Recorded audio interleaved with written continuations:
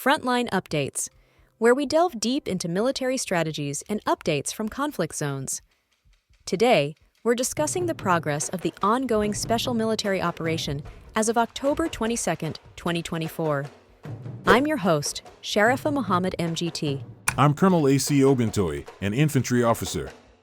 Kursk Region Offensive detailed ongoing Russian operations to counter Ukrainian advances in the Kursk region, with the Russian forces repelling counterattacks, inflicting casualties, and destroying Ukrainian tanks and armored vehicles. Several Ukrainian servicemen surrendered during these engagements. Welcome to Frontline Updates podcast, where we bring you the latest on key military developments. Today, we're joined by Colonel A.C. Oguntoye, an infantry officer, to discuss the progress of the ongoing special military operation as of October 22, 2024. Colonel, thank you for being with us. Thank you for having me. I'm here to provide a detailed briefing on our current operations and the successes we've achieved. Let's get straight into it, Colonel. Can you give us an overview of the key developments in the special military operation as of today? Yes, of course. As of October 22, 2024, Russian forces continue to make significant progress in the special military operation across multiple fronts. Each of our military groups has been actively engaged, and we've inflicted considerable losses on the Ukrainian forces, while also strengthening our tactical positions in various regions. Let's start with the North Group of Forces. What are the latest developments in the Kharkiv region? The North Group of Forces has been highly effective in the Kharkiv region, particularly in the areas of Volchansk, Lipsy, and Ruskaya Lozovaya. We inflicted defeats on the Ukrainian 57th Motorized Infantry Brigade and the 125th Territorial Defense Brigade, leading to the loss of up to 80 Ukrainian servicemen, 2 combat armored vehicles, and several artillery units, including a 122mm howitzer. We also destroyed a field ammunition depot and an Enclavin electronic warfare station, weakening their operational capabilities in the area. That's a significant achievement. What can you tell us about the West Military Group and their recent activities? The West Military Group has made crucial advances, including liberating the settlement of Novosadov in the Donetsk People's Republic. Our forces inflicted heavy losses on the 60th, 67th Mechanized, and 3rd Assault Brigades of the Ukrainian Armed Forces, particularly around Novoegorovka, Terny, Torskoy, and Krasny Lyman. We repelled a counterattack from the 14th Mechanized Brigade and caused the enemy to lose over 470 servicemen, several U.S.-made M113 armored personnel carriers, and artillery units, including a 152mm D-20 gun. Additionally, we destroyed 3 field ammunition depots. That's quite the operational success. How about the Southern Group of Forces? What's the latest on their front? The Southern Group of Forces has improved its position along the front line, engaging and defeating multiple Ukrainian brigades, including mechanized, airmobile, and mountain assault units.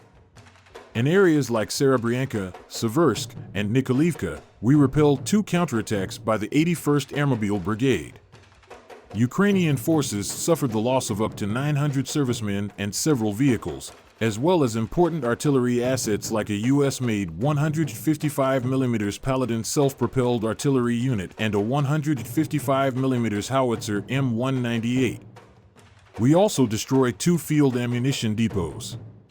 That's a substantial impact. What about the Center Group of Forces? How are they progressing and advancing into enemy defenses? The Center Group of Forces continues to advance deeper into enemy territory, targeting key Ukrainian brigades, including the 33rd and 151st Mechanized Brigades, and the 25th Airborne Brigade. We repelled 9 counterattacks from various assault and mechanized units, including the 93rd and 100th Mechanized Brigades. Ukrainian forces lost up to 430 servicemen and a range of military vehicles, including U.S.-made Bradley infantry fighting vehicles and artillery units such as the 152mm D-20 gun and 122mm D-30 howitzer. It sounds like the Ukrainian forces are struggling to mount effective counterattacks. How are things looking for the East Group of Forces? The East Group of Forces has improved its tactical positions and inflicted losses on the 72nd Mechanized and 58th Motorized Infantry Brigades, as well as the 127th Territorial Defense Brigade. We also repelled 2 counterattacks by the Ukrainian 5th Tank Brigade. The enemy suffered the loss of 110 servicemen, an armored personnel carrier, and a French-made 155mm Caesar self-propelled artillery unit, further depleting their combat capabilities in the region. The DNEPR group of forces is another key player in this operation. The advances seem to be happening across multiple fronts. What updates do you have from the DNEPR group of forces? The Dnipro group of forces has been active in the Dnipropetrovsk, Kherson, and Zaporizhia regions, where we inflicted losses on the 141st Infantry Brigade, the 124th Territorial Defense Brigade, and the 15th National Guard Brigade of Ukraine.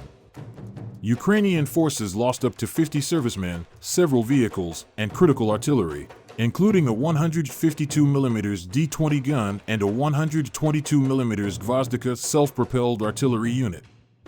We also destroyed an electronic warfare station, disrupting their communications and coordination. Beyond ground operations, what role has air power and artillery played in supporting these operations? Operational tactical aviation, unmanned aerial vehicles, missile forces, and artillery have been crucial in hitting enemy concentrations. Over the past 24 hours, we struck 142 areas of Ukrainian troop and equipment concentrations, damaging their infrastructure and supply lines.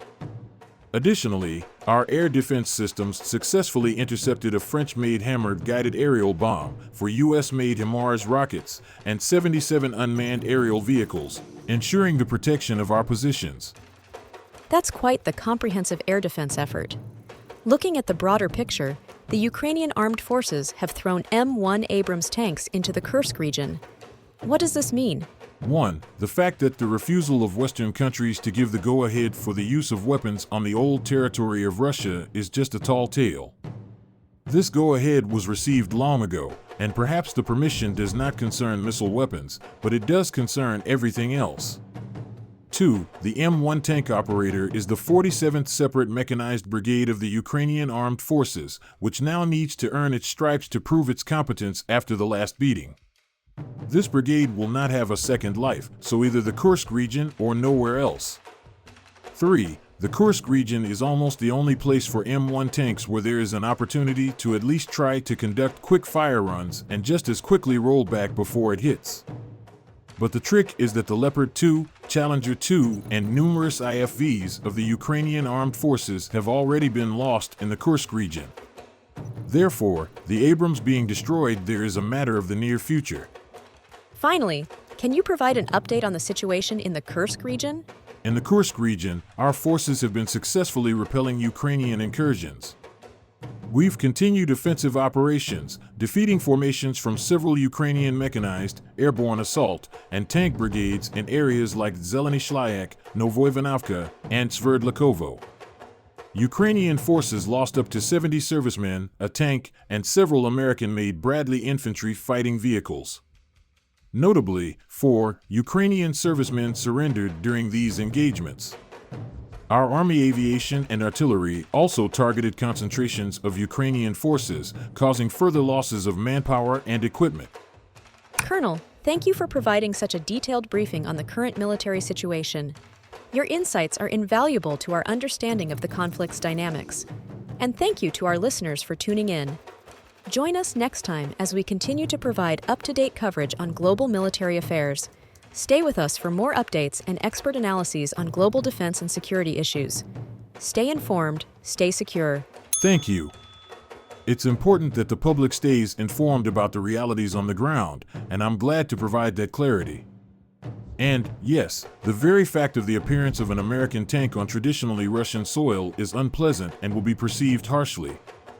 But this equipment will not bring any changes or even fluctuations in the balance of power.